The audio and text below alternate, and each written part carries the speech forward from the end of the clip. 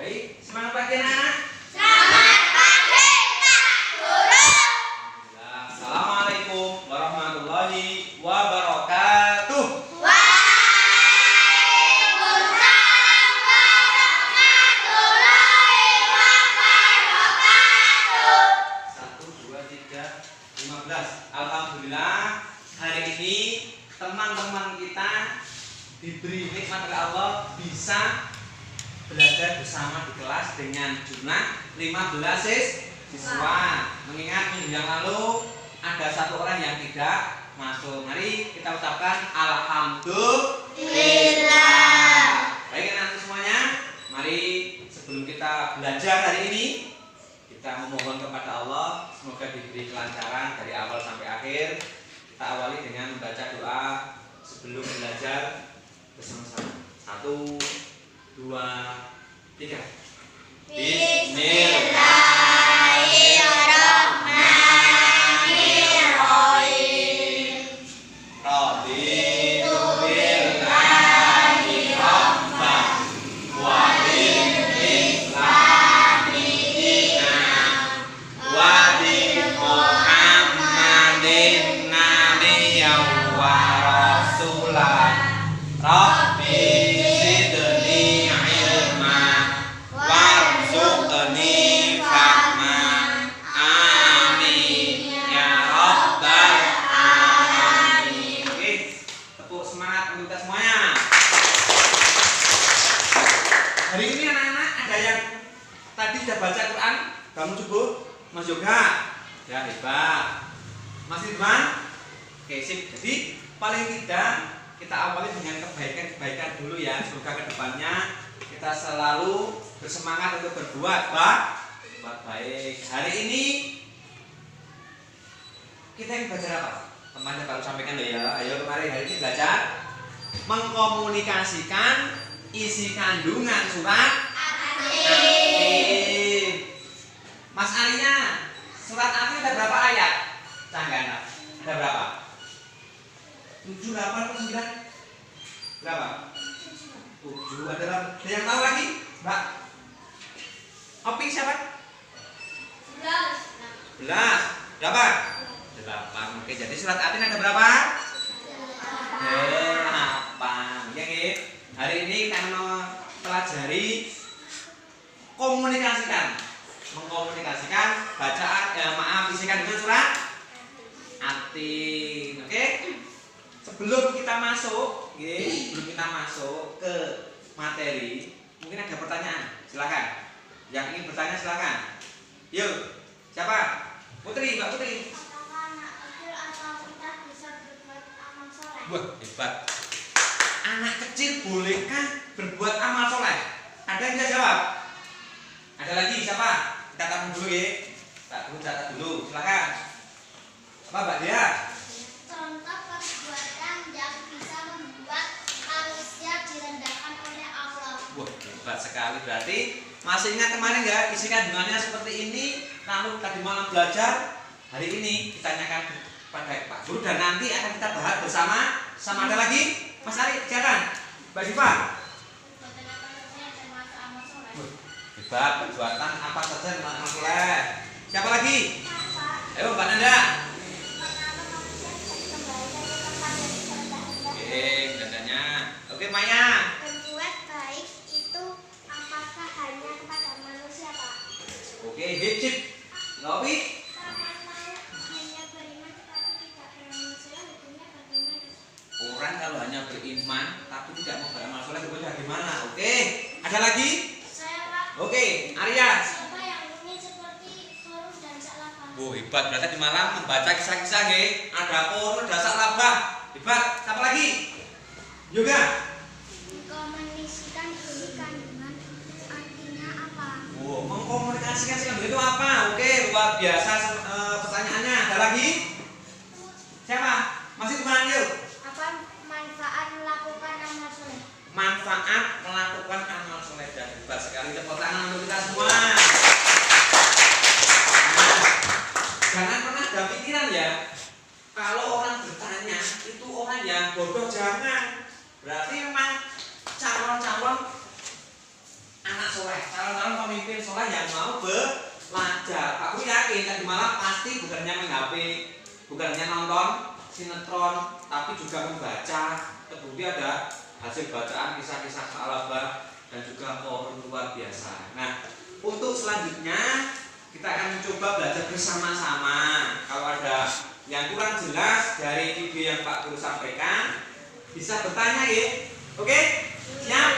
Ya, siap. Oke. Sekarang dilihat yang di depan.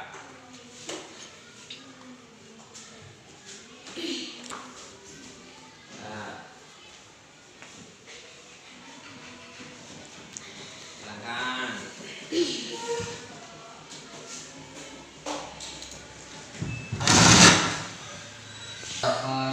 Setelah sholat berjamaah Ini kisah Sa'labah ya. Tadi yang tanya tentang Sa'labah tadi zikir dan doa lebih diperhatikan lagi. jamaah lainnya. Sa'labah bin Hatim. Hal ini dilakukan bukan sehari dua hari saja, namun sering dilakukannya. Kebiasaannya itu pun menjadi tanda tanya bagi para sahabat juga Rasulullah SAW. Lalu pada suatu hari setelah sholat berjamaah, Jelas gambarnya? Rasulullah yang melihat Sa'labah terburu-buru untuk pulang segera memanggilnya. Semangat. Sa'labah pun menghadap Rasulullah. Di sana Rasulullah bertanya pada Sa'labah, "Wahai Sa'labah, kenapa kamu selalu terburu-buru ketika selesai sholat berjamaah?" Dengan takzim dan sopan, Sa'labah pun menjawab pertanyaan Rasulullah, "Sesungguhnya saat ini di rumah ada seorang yang menungguku ya Rasulullah. Dia menunggu untuk bergantian memakai baju untuk melaksanakan sholat. Saya hanya memiliki selai kain untuk dipakai secara bergantian.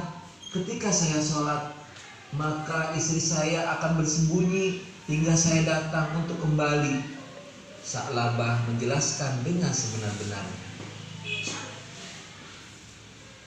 Setelah mendengar cerita itu, Rasulullah sangat terkesan dengan Sa'labah, lalu mengizinkannya untuk segera pulang.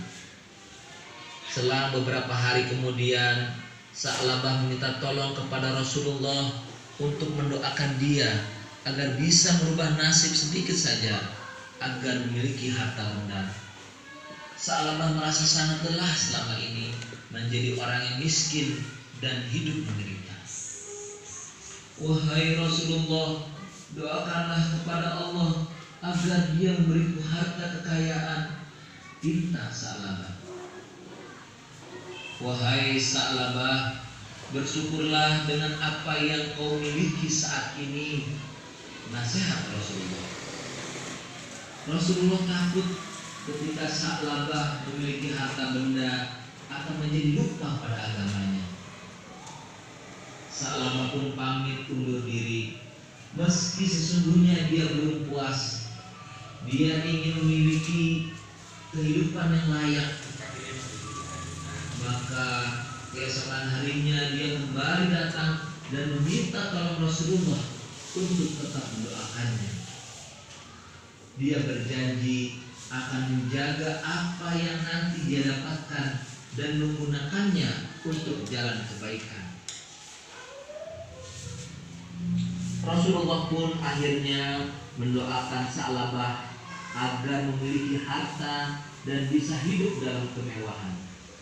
Lalu Rasulullah memberikan 2 ekor kambing kepada Sa'labah. Dia nampak begitu senang, lalu kembali pulang untuk memberitahu istrinya dengan membawa 2 ekor kambing pembelian Rasulullah. Sejak saat itu Sa'labah rajin merawat 2 ekor kambingnya, menernaknya sehingga memiliki banyak anak hingga bertambahlah kambingnya.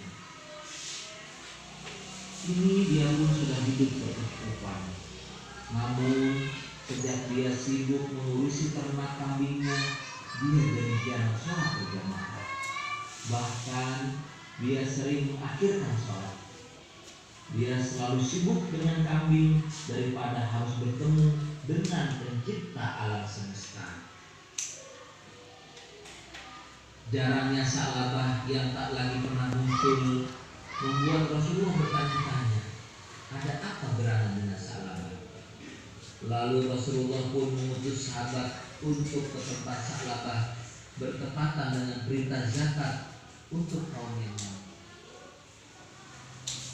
Sa'labah yang saat ini sudah menjadi saudagar kaya diharapkan mau mencatatkan hartanya dari ternak kambing. Namun siapa sangka dengan gaya seperti orang bodoh, dia pura-pura tak mengerti tentang zakat yang diajukan sahabat Rasulullah itu tadi. Dia menolak berzakat. Assalamualaikum wahai Sa'labah, kami diutus oleh Rasul untuk meminta zakat darimu. Zakat? Apa itu zakat? Tidak, pulanglah kalian. Sahabat yang ditugaskan pun kembali dan langsung menghadap Rasulullah. Sahabat itu menceritakan semua perilaku Sa'labah. Celakalah engkau wahai Sa'labah. Itulah kalimat yang Rasulullah SAW katakan. Beliau marah dan kecewa pada Sa'labah yang katanya akan tetap berjuang dalam agama Islam sesuai janjinya. Tapi nyatanya dia terlena dan berani menolak perintahnya. Setelah kejadian menolak perintah zakat dari Rasulullah, Sa'labah merasa resah. Dia merasa bersalah karena telah mengingkari janjinya.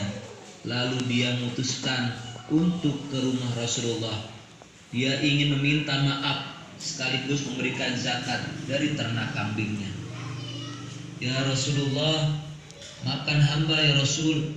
Hamba ingin membayar zakat. Namun Rasulullah langsung menjawab, Allah telah melarangku menerima zakatmu. Betapa sedihnya Sa'labah. Sifat kikir dan lalai telah membuatnya sengsara. Dia telah dilaknat oleh Allah Subhanahu wa taala dan Rasulullah karena tidak mau mengikuti perintah membayar zakat. Nah, teman-teman, itu adalah balasan bagi seorang yang telah lalai pada agama dan janji yang dibuatnya. Akibatnya dari pikir serta tamaknya Allah tidak menerima. Nah, ini tadi kisah Sa'labah. Tadi sedikit menjawab dari Mas juga tadi ya. Yang intinya menanyakan bagaimana sikap terkait Sa'labah dan juga Qarun. Anak-anak tadi ada yang bisa menyimpulkan perbuatan yang dilakukan Sa'labah itu termasuk amal soleh atau tidak? Ayo, termasuk tidak? Orang kaya dimintai zakat tapi tidak mau, termasuk tidak? Tidak. Jadi perbuatan Sa'labah itu salah satu contoh perbuatan yang tidak boleh kita lakukan. Kenapa? Menolak untuk berbagi. Baik, sekarang setelah ini tadi sedikit Pak Guru berikan penjelasan supaya nanti kita bisa menjawab bersama-sama pertanyaan dari anak-anak tadi. Nah, ini Sa'labah tadi awalnya miskin atau kaya? Awal ya? Rajin beribadah? Rajin. Lalu minta didoakan oleh Rasulullah, diberi kambing, lalu dipelihara karena rajinnya sampai kambingnya beranak pitik, beranak pinak itu anak kambing, cucu kambing dan seterusnya sampai kambingnya banyak. Tapi itu semua malah membuat Sa'labah menunda sholat, tidak sholat jamaah ke masjid, yang pada akhirnya ketika dimintai untuk berbagi melalui zakat, Sa'labah menolak. Nah, jadi inti kisah seperti itu. Ini merupakan salah satu cara mengkomunikasikan isi kandungan surah At-Tin. Kita paham dulu kandungannya apa, lalu kita harus bisa mengamalkannya, mengamalkan yang baik dan tidak mengerjakan yang buruk. Baik, kita coba jawab satu persatu dulu ya. Pertanyaan dari Mbak Putri tadi apa Mbak Putri? Apakah anak kecil atau kita bisa berbuat amal soleh? Jawab sama. Kalau anak kecil berbuat amal soleh bisa tidak? Bisa. Contohnya apa? Anak kecil Baca Quran apalagi?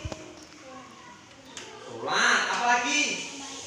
Membantu orang tua, berinfak meskipun hanya 500 rupiah. Itu nggih. Yang kedua, tanya sama tadi yuk. Mbak Dia, apa Mbak Dia? Apa? Contoh perbuatan yang Mengembalikan membuat manusia direndahkan oleh Allah. Nah, jawabannya di sini tadi. Seperti perbuatannya tak lambah, tidak mau berbagi. Oke, lanjut. Terus tadi ada pertanyaan, apakah beramal soleh hanya kepada manusia? Tidak, kepada semua makhluk Allah. Yang memelihara ayam ya dipelihara dengan bagus. Jangan sampai ayam dilatih puasa Senin Kamis. Harus dipelihara ya. Burung dalam rangka dipelihara, diberi makan, minum dan seterusnya.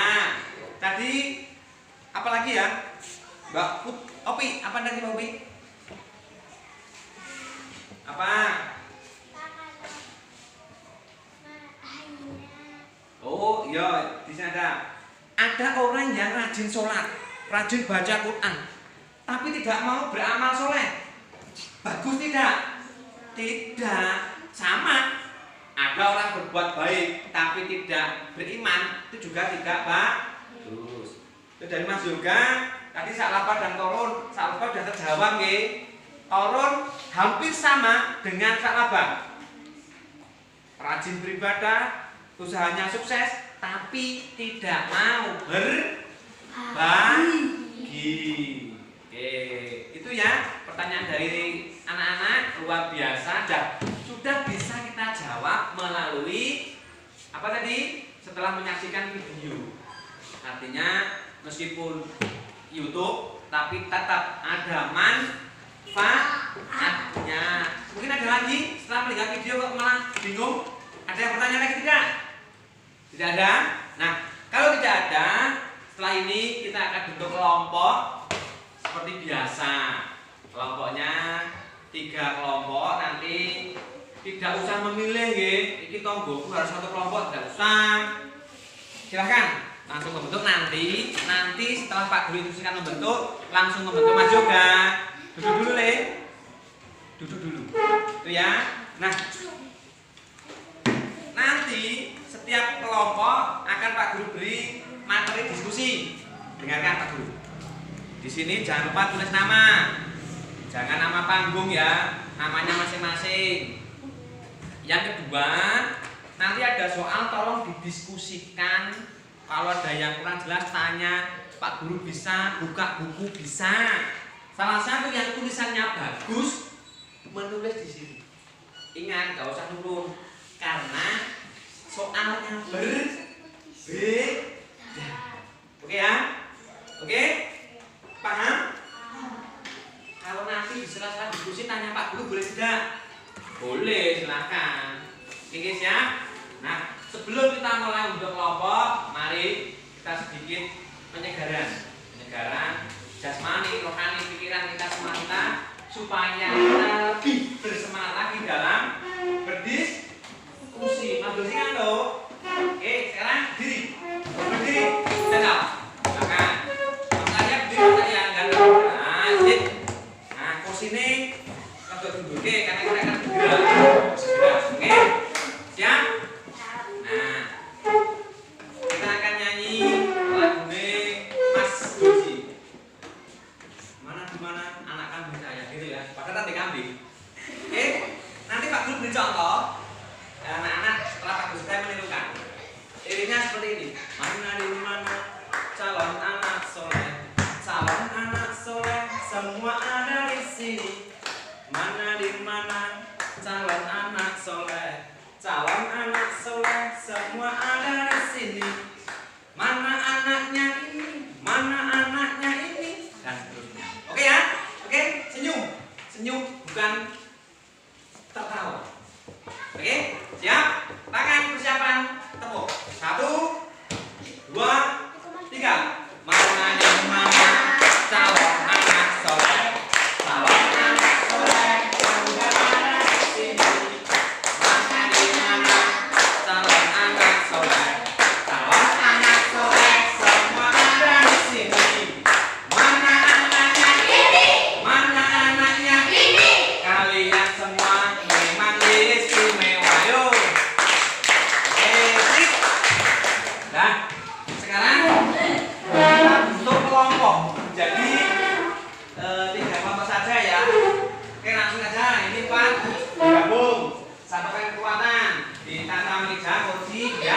Nyaman dalam posisi.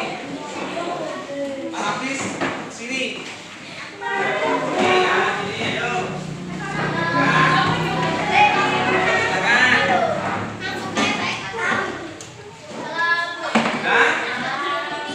Belum. Buku untuk nanti mencari informasi disiapkan. Buku, alat tulis.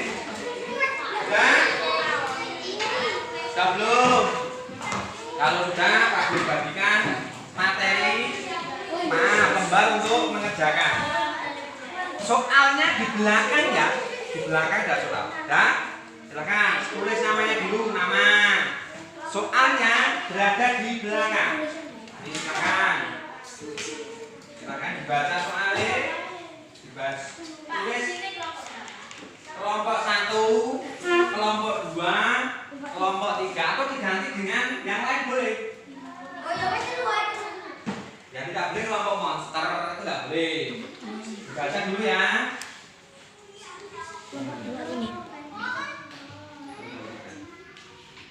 Dan silakan sudah mulai. Silakan mengerjakan.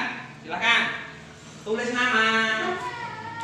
Yang lain mungkin bisa membaca soal, mengingat kembali penjelasan Pak Guru, atau mungkin sudah pernah mendengar informasi, boleh tulis. Silakan.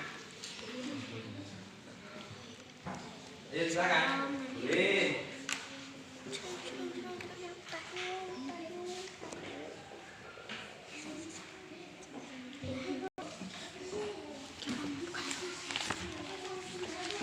Gak usah takut salah.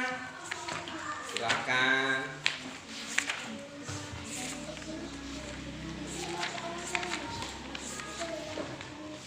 Gampang sekali itu. Pak. Mungkin pernah dialami nggih. Udah. Suatu ketika di jalan raya ada nenek-nenek yang ragu saat menyeberang. Nenek itu terlihat khawatir tertabrak kendaraan. Mengetahui hal seperti itu, apa yang sepatutnya kamu lakukan? Gampil si pirili. Nenek mbah-mbah pengen liwat. Nah, sekarang bagaimana? Pak, tanya dulu namanya. Tidak perlu. Pak, tanya dulu sudah vaksin belum? Tidak perlu. Oke, punya sertifikat vaksin belum? Tidak perlu. Agamanya apa? Tidak perlu ya. Kalau membantu menolong tidak perlu melihat agama. Silakan. Sepertinya sudah pernah dialami anak-anak semua. Silakan. Waktu diskusi 10 menit. Karena soalnya hanya 2 atau itu. Soal 2 yang mikir 4 lah. Bisa mengerjakan dengan maksimal. Jawabannya hebat. Buka, boleh buka buku. Silakan.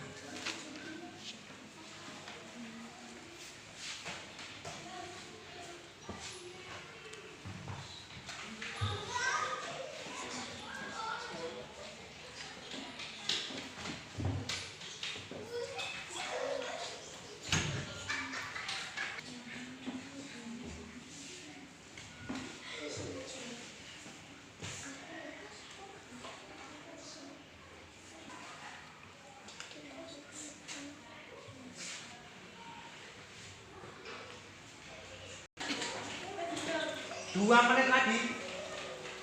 Yang sulit boleh bertanya, yang sulit mungkin setelah baca soal tidak tahu maksudnya. Ya? Sudah selesai kelompok 1? Sudah. Kelompok 3 sudah selesai? Luar biasa. Kelompok 2 sudah? Oke, 1 menit lagi untuk meneliti. Siapa tahu anggotanya 4 baru ditulis 1. Mau nulis? Ya. Keliru 3 boleh. Tapi jawabannya seperti ini, kok keliru? Boleh meneliti. Silakan, teliti. Oke, Pak Guru terus mundur. Oke, dari 5 ya. 5, 4, 3, 2, 1. Tetok. Kayak kuis ya. Waktu mengerjakan sudah habis. Nah, sekarang belum mengumpulkan. Barangkali nanti ada salah satu perwakilan yang berkenan untuk membacanya. malu. Nggak boleh malu. Silakan nanti salah satu kelompok mengumpulkan di depan. Ya silakan boleh dikumpulkan yuk jawabannya. Dan sip. Dan oke, sekarang siapa yang berani ke depan membacakan hasil diskusinya? Oh, kelompok 1. Oke, Mbak Dipa ke depan yuk. Yang lain bisa mendengarkan dengan teliti, nyemak. Kalau perlu bertanya boleh. Apa yang dibaca oleh teman kita? Hasil diskusi dari kelompok 1. Silakan dengarkan. Jawaban 1. Menolong nenek tersebut untuk menyeberang, tidak perlu harus tahu namanya. 2. Kepada semua makhluk Allah kita harus berbuat baik serta menunjukkan kasih sayang. 3. Balasan bagi orang yang berbuat baik adalah pahala dari Allah, sedangkan balasan bagi orang yang berbuat buruk adalah dosa. Sip, tepuk tangan teman kita. Ya, terima kasih luar biasa. Oke, anakku semuanya. Tadi ada yang sulit tidak? Tidak. Ada yang belum pernah dilihat dari kasus tadi? Coba kita bahas sekilas dulu ya. Yang pertama tadi, jika ada nenek-nenek yang mau menyeberang dan kebetulan ada kita, tidak ada orang lain, maka sikap kita bagaimana?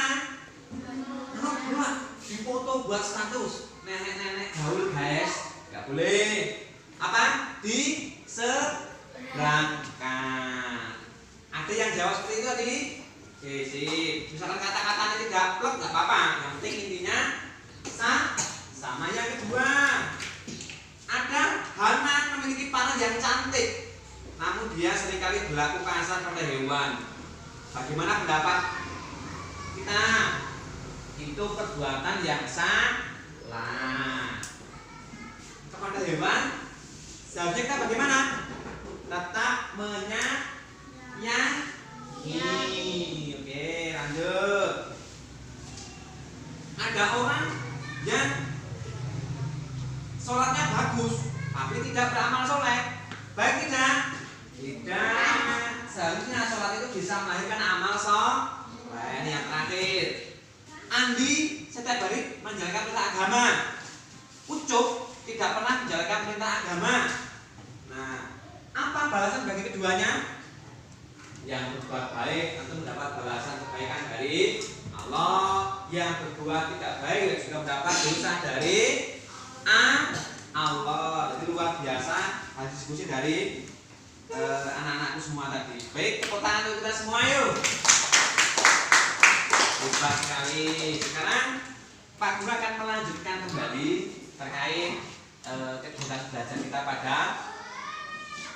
pada kesempatan pagi ini. Nah, anak-anakku semuanya, dari melihat video tadi ya, kita sedikit mendapat ilmu yang baru. Nah, mungkin biasanya hanya melalui buku, kita sudah mencoba menerapkan ilmu pengetahuan. Yang ini, ilmu seperti ini sudah disampaikan Allah ribuan tahun yang lalu. Fangfudu illa bi sultan. Artinya itu yang mengilhami para ilmuwan membuat ngoeng. Apa ini? Ngoeng. Kerja mesin. Apa ngoengnya apa ngoeng? Pesawat. Nah, maka kita bisa melintasinya dengan ilmu pengetahuan. Arti pengetahuan melahirkan teknologi, alat, jaringan dan seterusnya. Kita bisa belajar apapun dengan lebih menarik, lebih mendalam dengan bantuan atau karya dari ilmu pengetahuan. Nah, anak-anak semuanya, setelah kita mempelajari ini tadi, Pak Guru harapkan kita semua bisa paham, bisa membedakan mana perbuatan baik, mana perbuatan buruk, dan yang baik kita laksanakan, yang buruk kita tinggalkan. Sekarang Pak Guru ada pertanyaan. Tadi anak yang bertanya menyerang Pak Guru dengan pertanyaan. Sekarang Pak Guru yang akan bertanya kepada anak-anak yang bisa angkat kaki. Nah, angkat tangan, angkat jari, angkat tangan. Oke, yang bisa. Sekarang gini, kalau mungkin 20 tahun lagi anak-anak semuanya diberi rezeki oleh Allah. Ada yang jadi presiden, ada yang jadi menteri, ada yang jadi mungkin istri presiden, istri menteri, siapa tuh nggak tahu ya. Nah, paling tidak punya harta banyak loh. Nah, kira-kira apa yang ingin anak-anak lakukan? Apa koyo sak labar tadi? Koyo karo apa? Sedekah, bagus. Apa lagi? Oh, naik haji, lupa. Weng ya. Apa lagi? Zakat, bagus. Apa Mas? Ditabung. Tabung ya boleh, tapi ada masalah dulu, Mbak. Nanda, apa Mbak Nanda? Jika pengen beli dari juragan, piknik, dapur piknik. Jadi selama kita diberi nikmat, maka di situ kita juga harus berbagi supaya keadaan kita itu tetap menjadi tempat yang setinggi-tingginya sesuai dengan awal penciptaan kita. Baik anak-anak semuanya, dari awal sampai akhir, sebelum Pak Guru akhiri, ada pertanyaan tidak? Tidak. Jelas tidak? Jelas. Yakin? Yakin? Penjelasan Pak Guru bisa diterima? Bisa. Kalau nanti sampai di rumah teringat tentang materi dan ingin bertanya, jangan malu ya, di-share aja di grup WA kita supaya mungkin teman-teman bisa menjawab. Kalau tidak bisa, Pak Guru yang akan menjawab. Oke, nanti semuanya duduknya rapi dulu. Untuk kegiatan belajar hari ini kita cukupkan sekian. Dan ingat, oke, minggu depan kita akan belajar tentang menyayangi anak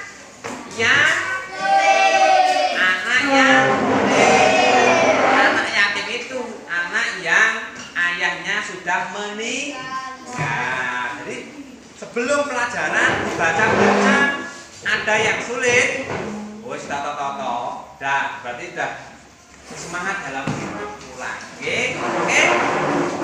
Mari kegiatan belajar yang dulu. Mari belajar kita hari ini kita tutup dengan doa. Dan sebelum kita berdoa, minggu depan kita akan belajar apa? Ayo, minggu depan. Anak yatim.